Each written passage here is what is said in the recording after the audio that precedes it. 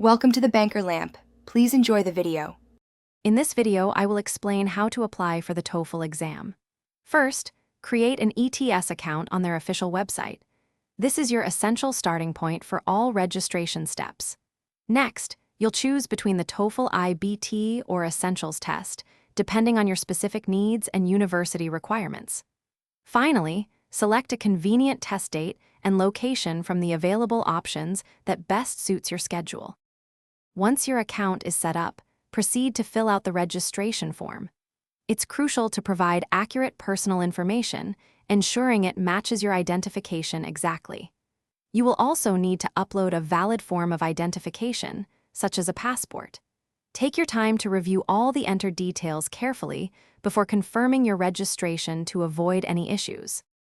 After completing the registration form, you will proceed to the payment section.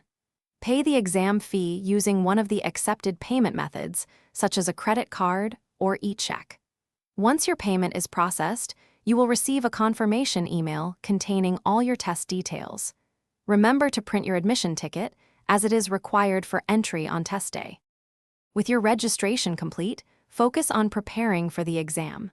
Familiarize yourself with the test format and various question types to feel confident.